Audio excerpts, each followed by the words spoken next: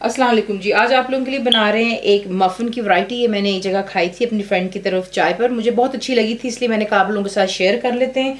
तो सिंपली इसका नाम है स्वीट पोटैटो मफ़िन, यानी कि शकरकंदी जो होती है, आपको पता है जैसे कि हम पाकिस्तान वगैरह में बड़ा चटपटा इसको खाते हैं, ऊपर चाट मसाले वगैरह डाल करके।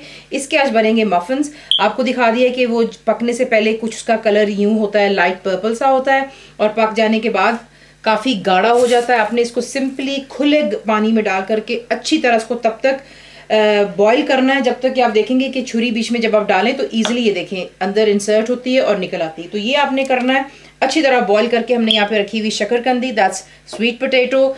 मफ़िन्स के लिए आपको चाहिए होंगे इसके लिए प्लेन फ्लावर चाहिए होगा, यानी कि मैदा। चीनी आपको चाहिए, यानी कि शुगर, दैट्स ग्रैन्युलेटेड शुगर। बारीक चीनी है, ये मोटी वाली नहीं है, ना ही ये पाउडर है, बट ग्रैन्युलेटेड है। बीच में जाएगा वाइट चॉकलेट। आप बेशक कॉम्बिनेशन डाल सकते हैं वाइट एंड डार्क चॉकलेट की, मैं सिर्फ वाइट इस्तेमाल कर रही हूँ। बटर जाएगा रूम टेम्परेचर पर, यानी कि सॉल्टेड इस्तेमाल कर रहे हैं, फिर आपको जो है नमक का इस्तेमाल नहीं करना पड़ता।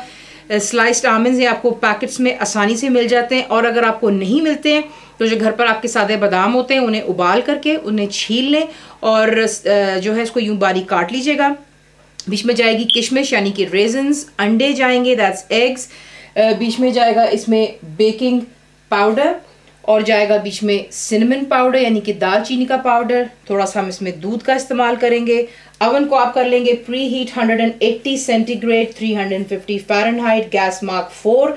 आपको चाहिए होगी एक ट्रे जो कि मफ़िन्स के लिए होती है। इसमें आप छोटे वाले कपकेक्स के भी रख सकते हैं, पेपर्स कपकेक्स बना लें तो ज़्यादा बन जाएंगे। मफ़िन्स बनाएंगे तो जो है जितने 12 तक बन जाते हैं ईजिली। लाइनर्स बीच में हमने लगा रखे हैं ऑलरेडी।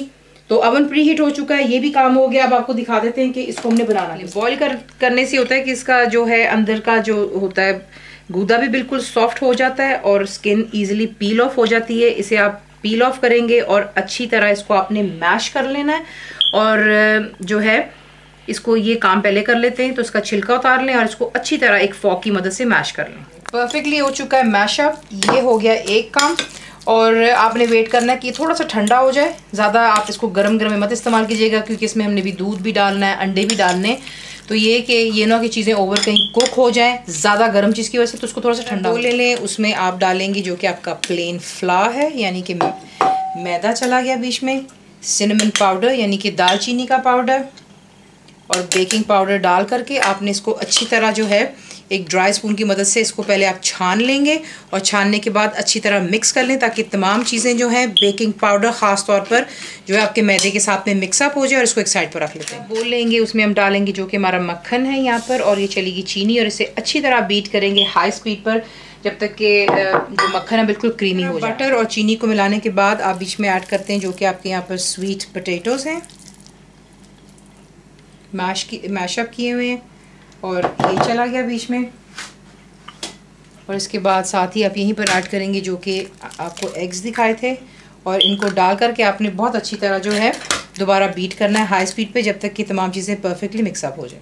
यहाँ पर देख लें ये परफेक्टली हो चुका है मिक्सअप। इसके बाद आप बीच में डालते हैं जो कि आपका छाना हुआ मैदा, सिनेमन और बेकिंग पाउडर था।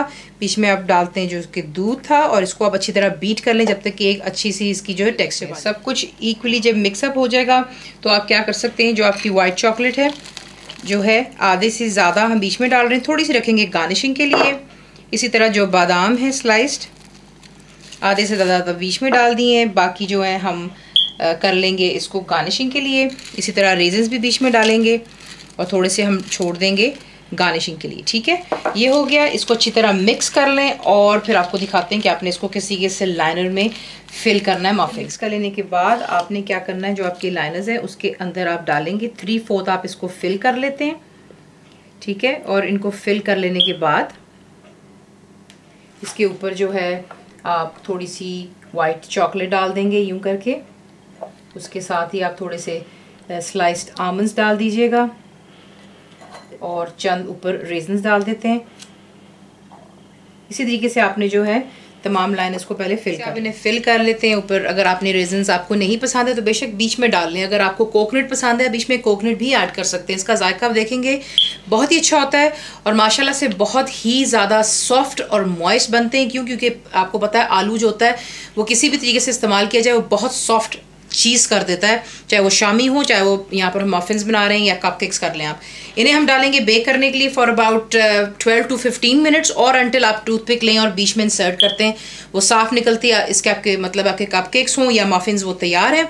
इन्हें बेक करते हैं, फिर आपको दिखाते हैं इसका एंड रिजल्ट कैसा। ये रहे देखिए, जब ये बेक हो जाते हैं तो आपने इन्हें सबसे पहले टिन के अंदर में 10 मिनट ठंडा होने देना है और दोबारा उसको रैक पर रखकर ठंडा कर लीजिएगा। ये बहुत ही मॉइस्ट बनते हैं। एक आधा आपको जो है काट कर भी दिखा देते हैं। ये देख लें किस कदर ये सॉफ्ट है। ये देखें, दबाने से ही आपको नज़र आ रहा होगा कि कितना सॉफ्ट है। और ये देखें परफेक्टली ये हो जाते हैं तैयार। गरम गरम इसे चाय के साथ सर्व कीजिए। फुल रेसिपी के लिए आप जाएंगे मेरी वेबसाइट पर विच इज़ cookwithfaiza.net पर। ज़रूर बनाइए। आपको कैसा लगा दुआ में याद रखें and thank you for watching the video.